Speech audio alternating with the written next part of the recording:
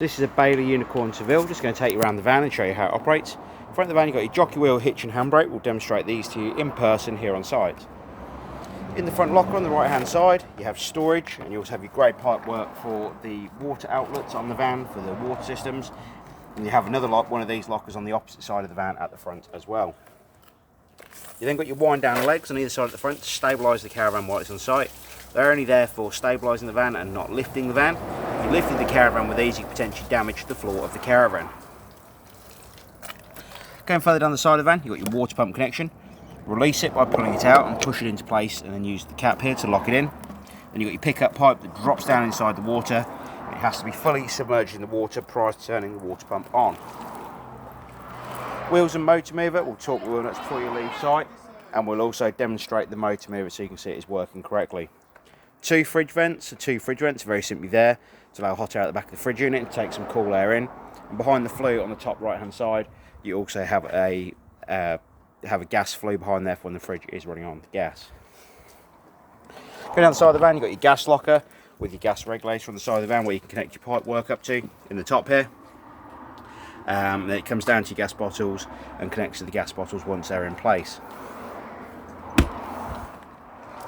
Going further back, you have your toilet flush tank. You open up this flap here, you put 3.5 litres of water in here and a cap full of the pink fluid prior to use.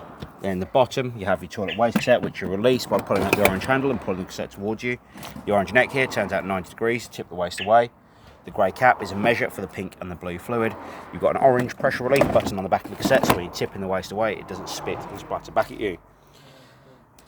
In that cassette you need to put 1 litre of water and a cap full of the blue fluid. Back of the van on either side you've got two wind down legs to stabilise the caravan while it's on site. Again, they're only there for stabilising, not lifting. On the far side of the van you've got your battery locker with your mains power lead coming in, and then you've got your motor mover power switch, and we'll demonstrate the motor mover like I said when you're here on site. 3-pin socket so you can have power out to your awning. You've then got your storage locker for the front left hand side and a barbecue gas point. Going on to the inside of the caravan now. First thing you're going to need to do when you come into the caravan is turn on the master power switch. So once power's on, it'll come up with power master on the screen just here. You've then got your lights for the inside of the caravan, your awning light for the outside of the van, and again it'll come up on the screen. And then you've got your water pump run, which I'll come back to in a moment. Below that you have your heating and hot water, and again I'll come back to this in a second when we're ready to start heating the water. First thing I'm going to advise you do is open all the taps up on the hot side of the water system prior to turning the water pump on.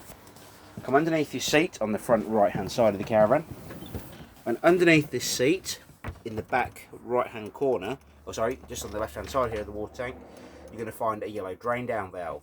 That yellow drain down valve needs to be parallel with the floor prior to filling the water system up, and upright and pointing towards the bottom of the seat before draining the system down. So flat with the floor to fill the water system up. Once that valve's flat with the floor, you can come over to your master control panel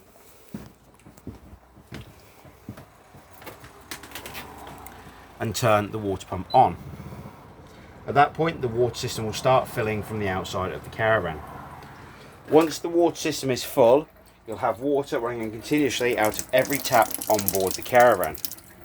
At that point you can shut all of the taps back off and you can start thinking about warming the water on board the van. That's where the audio control panel comes in. So you press store reset here to get the control panel to come on. You've got on off in this top left hand corner. This relates to the heating and hot water control, so you need to turn that on the button on the right hand top right hand side here.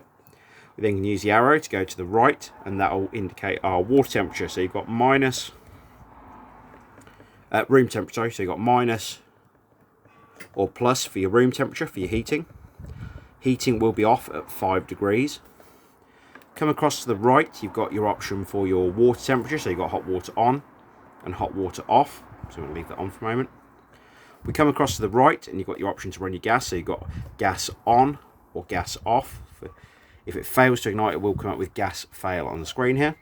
And if you come across to the right again, you've got the amount of power coming into the caravan from the caravan site you're on. So you've got the option of 1, 2 or 3 kilowatts, depending on what caravan site you're on.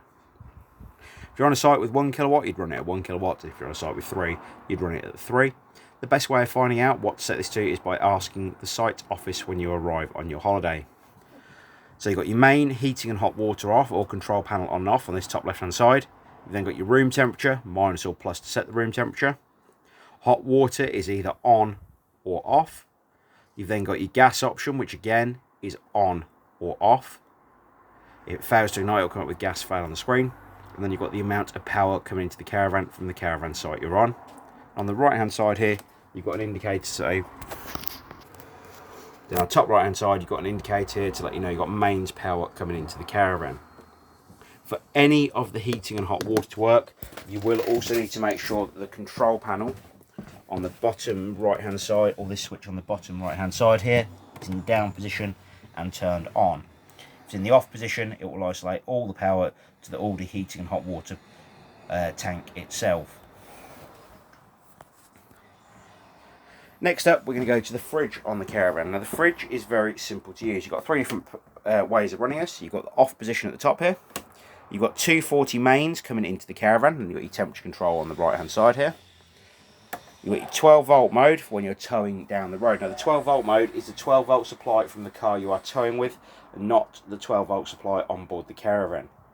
So you'll have no temperature control on the fridge when it's on 12 volt mode, but it will essentially just use the fridge as a cool box from the power source on your car if you have the right connections on the back of your car.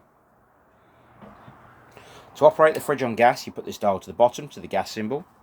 You'll press in the temperature control and hit the igniter at the same time. Once the fridge is ignited on gas, the little red line here will come round into the green.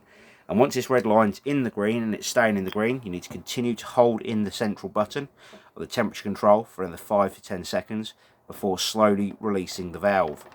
You can then control the temperature of the fridge on gas by using again the option on the right hand, or the dial on the right hand side here.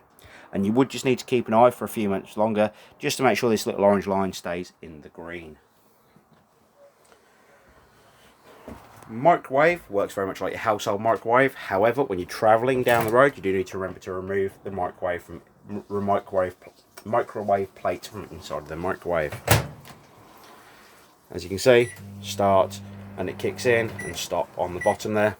There will be some instructions in the manuals that come with the caravan. We've then got the hob. So the hob itself has 3 gas rings, which are off the gas bottle on board the van. You then have your electric hob at the back here, which works off the 240 volt mains coming into the caravan. If you have no 240 mains coming into the caravan, then it will not operate as an electric hob. It will just be your gas rings. And then your hob, your grill and oven all work off the gas the same as your household appliances would. And then you have your igniter on the front here. Light switches you'll find in various places around the caravan. As you can see, lights for above the cabinets here, up on top, as you can see. They'll turn those on and off. Then coming into the bathroom now. Toilet system is very simple to use. So below the toilet, you've got your toilet waste handle, which you need to make sure is in the open position just down here before you use the toilet. It needs to be in the closed position if you're not using the toilet. Going back to the top of the toilet, you have an electric flush here, which allows you to flush the toilet system.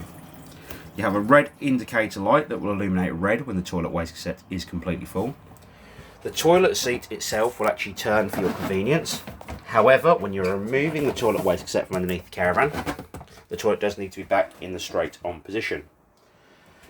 Also, when you're not using the toilet, you do need to make sure this flap is back in the central position, as if it's not, it will actually lock the toilet waste cassette in place, so it can't be removed if the toilet is being used.